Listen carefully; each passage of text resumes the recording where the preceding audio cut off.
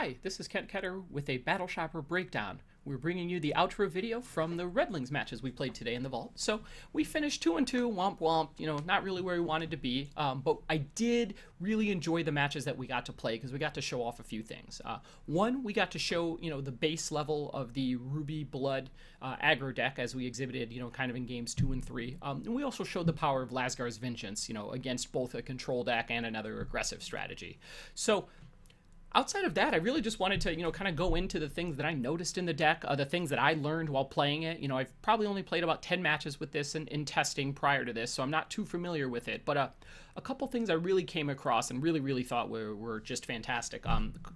Emperor's Lackey into the Ardent Crusader draw is really where I feel like you want to start with your, what are my good hands. A 4-4 or a 3-3 attacking on turn 3 is fantastic, and then when you factor in Slag Pot, getting to sacrifice those Redlings, and in a turn, it's not hard to maintain the size. And then obviously Ardent Crusader on speed is just a fantastic way to keep that pressure up.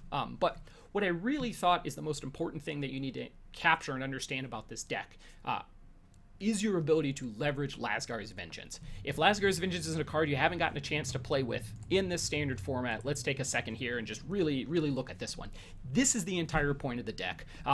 I felt like the games that we won, we were winning because we had this, sitting in our hand, or we were maneuvering around it. And honestly, the matchups that felt tough, were the respective Vengeance decks or the ones where we didn't see a copy. I noticed that in sideboarding, in reserving, I did not seem to ever want to cut a bunch of my Lasgars. The card just has a really nice payoff. In the aggro decks, you want to sweep their board. In the control decks, you want to finish the game.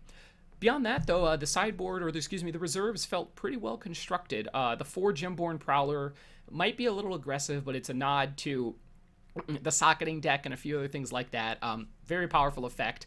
We didn't get a chance to do it, but the Reginald's Riposte, I believe, in the way I would sideboard or reserve them, are for the Vengeance mirrors. If they try to Vengeance, you respond by riposting, maintaining that reduced cost, putting it into your hand, and casting it on your turn for next to nothing. It's fantastic. I really recommend, everyone give that a try. The removal package on the left side all seemed pretty reasonable, but I would have to play a little bit more to understand where those crackling magmas come in. They seem like they'd be okay in the mirror, but the downside is most of your creatures are larger than that anyway. And honestly, the Dreadlings, the damage that they deal, it doesn't matter. It's the assault trigger on the Vengeance. So overall, I am very happy that this was the deck that I got to select for my first breakdown. This, without a doubt, is the best deck in Standard. Now, when I say that, there's a few things you have to understand with the concept of a best deck.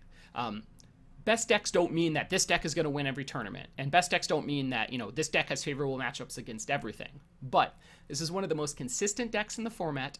It punishes your opponents either mulliganing badly, meaning they keep 7-card hands that just aren't very good, or playing particularly greedy and aggressive strategies. And something that I've kind of noticed while working with the Hex Heroes, with Jeff Hoagland and the like, is that Hex players love their greedy decks. And if you really want to punish the decks that are trying to play more expensive cards and, play a longer game, get aggressive and attack them.